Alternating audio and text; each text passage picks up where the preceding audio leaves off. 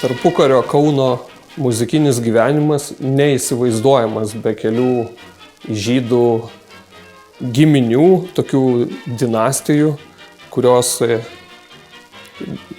buvo tiek svarbios Kauno muzikinėme gyvenime, kad net sklido kalbos, kad tiek Valstybės teatre, tiek kai kuriuose restoranuose daugiau kaip pusę atlikėjų sudaro būtent šių giminių atstovai. Buvo tokios kelios giminės, pavyzdžiui, Pomerancai, Stupeliai ar Hofmekleriai. Beje, pastarosios dvi giminės buvo ir susigiminiavusios, Stupeliai su Hofmekleriais. Abi jos buvo kilusios iš Vilniaus, bet 1920 m. rudenį persikėlė į Kauną. Tai Hofmekleriai yra tokia dinastija muzikų, nes dar jų senelis buvo Ašmenos kantorius. Jų tėvas Morduchajus buvo toks kelių instrumentų toks profesionalas, tai griežė smuiku, violončelę ir dėl to gavo darbą kaip tik Valstybės teatre, pradėjusiame kurtis Kaune, Kaunas laikinoji Lietuvos sostinė. Ir tuo metu ir jo sūnus, taip pat muzikai, tai Leiba, pianistas, gimęs Vilniuje 1900 metais, taip pat iš pradžių Valstybės teatre akomponuodavo pianinu, ypač ir vėliau, ypač ir įvairiom iš užsienio atvykusiam garsenybėm ar vietiniam talentam. Bet netrukus jis pradėjo diriguoti ir iš pradžių nors keliarius metus taip jam gal ir sekėsi taip šiek tiek sunkiau įsivažiuoti, bet netrukus jis tapo tikrų talentų ir netgi dirigavo daugeliui baletų ir net kartu su baleto trupe buvo ir gastrolėse Londone, Monte Carle. Bet ir toliau akomponuodavo įžymybėm ir todėl vienos pirmųjų Šelako plokštelės, jose galima dažnai pamatyti tiek solisto vardą, tiek ir parašyta, kad štai akomponuoja kaip tik Hofmekleris. O jo brolis buvo nemažiau žymus ir jis vadovavo Kaune vieno restorano orkestrui. Tai tuo metu Kaune buvo 3 tokie labai svarbus restoranai, kur taip pat galima buvo pasiklausyti muzikos. Tokia viena vertus grodavo ir klasikinę muziką, bet vakarais dažnai ir pramoginę. Tai pavyzdžiui, vienam iš restoranų grodavo džiazas. Tai Pomerancų orkestras kaip tik Konrado kavinėje ir galima buvo išgirsti. O kitos 2 tokios žymios vietos, tai Versalio restoranas ir Metropolis. Tai kaip tik Metropolyje Hofmeklerių orkestras ir grodavo. Ir taip pat ir tuo metu radijas. Kaune atsirado radijas 1926 metais, birželio mėnesį. Ir jau po kelių savaičių buvo transliuojamas koncertas. Ir kaip tik Hofmekleris tam koncertui ir vadovavo. Tai kaip tik nemažai ir plokštelių buvo įrašyta, Šelako plokštelės, kuriuose girdima Metropolio orkestro muzika. Na, deja, šios giminės likimas tragiškas, nemažai jos šeimos narių žuvo holokausto metu. Tai Leiba žuvo 1941 metais, bet yra taip neaiškumų. Tai dėl to tos datos įvairiose šaltiniuose nurodoma skirtingos, 42-43 metai ir net vieta nurodoma skirtinga. Tai Vilniaus getas, tai Paneriai, o galbūt Kauno getas.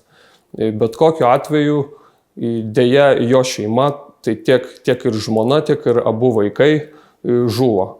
O Moišė jis taip pat pateko į getą ir ten tokiamis sunkiomis labai sąlygomis taip pat įkūrė orkestrą, nors tuo metu net muzikos instrumentų į getą buvo negalima įsinešti, tačiau juos kartais ar paslapčiai gabendavo, ar net išardydavo ir muzikuodavo. Tai 2 kartus per savaitę, taip bandydama pakelti žmonių dvasią. Tai kaip tik jam pavyko išgyventi ir Dachau stovykloje Vokietijoje jį atrado jau išlaisvinus kaip tik kalinius ligoniniai jo brolis, kuris buvo emigravęs į JAV ir kartu į Europoje dalyvavo jau to išlaisvinimo operacijoje. Tai kaip tik jo brolis Ruvimas ir jį atrado ligoninėje. Paskui jisai išvyko į Izraelį ir po 10 persikėlė į Müncheną. Šie abu broliai Hofmekleriai buvo vieni garsiausių tokių tarpukario Kauno muzikų ir sunku įsivaizduoti Kauno muzikinį gyvenimą be jų labai tokio gilaus ir svarbaus indėlio į jį. Ir tiek Metropolio orkestras, tai toks buvo labai žymus Kaune ir visa aukštuomenė ar po darbo kauniečiai, miestiečiai, tai čia jau tokia dažniausiai pirmoji miestiečių karta, išsiilgę kultūros rinkosi į tas kavines ir pasiklausyti šio orkestro muzikos. Ir net Kipras Petrauskas ateidavo tenais praleisti laisvalaikio. Metropolio orkestras tikrai paliko tokį labai gilų tokį indėlį į Kauno kultūrą ir taip savotiška net tokia legenda. Ir iš Šelako plokštelių mes galime išgirsti tą muziką ir kai kurie kūriniai netgi abu broliai kartu juos atlikdavo. O Leiba Hofmekleris vienas iš valstybės teatro žvaigždžių. Tai nuo 1921 metų dirigentas ir tikrai palikęs labai irgi gilų įspaudą tarpukario muzikinėme pasaulyje. Ir neatsitiktinai Kaunas net vadintas mažuoju Paryžiumi, nes nors tai buvo kurį laiką toks provincialus miestas ir vienas italų žurnalistas netgi atvykęs į Kauną iš karto paskelbus nepriklausomybę atsiliepė apie jį kaip apie kažkokį tokį provincialų, tokį purviną miestą ir tokį atsilikusi. Tačiau atvykęs po 10 jis stebėjosi ir negalėjo patikėti, kaip tas miestas pasikeitęs. Ir jau sakė, kad tai tikra sostinė, kuri prilygsta kitom Europos sostinėm. Tai Kaunas laikinosios sostinės tas periodas, tai labai jisai toks pasižymi tuo, kad tas miestas labai pasikeičia ir toks įgauna tokių didmiesčio bruožų ir labai svarbią dalį to užima kaip tik ir ta muzikinė kultūra, kurią tiek valstybės teatras įsikūręs Kaune jau profesionalus lietuviškas teatras, tiek ir opera, baletas atsirado, tai toks proveržis įvyko tuo metu. Ir ta muzika, kuri skambėjo iš Kauno kavinių, restoranų, tai taip pat tai priartino tos miestiečius prie kultūros ir kurie galbūt visai neseniai buvo įsikėlė į miestą iš kaimo ir galbūt net neturėjo tokios tradicijos, kad jie namie galėtų muzikuoti ar turėti instrumentą, pianiną, kaip pavyzdžiui miestuose, kur labai jau tokia gili yra miestiečių kultūra ir iš kartų į kartą. Tai kaip tik laikinoji sostinė tai toks net savotiškas fenomenas ir neatsitiktinai ir į UNESCO ir Kauno architektūrą įtraukta neseniai yra, bet ir apie muzikinę gyvenimą irgi galėtume tą pasakyti, kad įvyko toks labai ryškus proveržis ir Kaunas jau kaip laikinoji sostinė nedaug besiskyrė nuo kitų sostinių ir netgi gal kai kurias ir lenkia savo kultūriniu gyvenimu. Tai kaip tik tai tam labai didelę įtaką padarė ir šie du broliai, apie kuriuos čia kalbame. Nes jų indėlis buvo labai svarbus tiek ir į tą populiariąją muziką, sakykime, tokią mažąją sceną, kuri buvo, ką galima buvo išgirsti kavinėse, restoranuose, tiek ir profesionali scena valstybės teatre.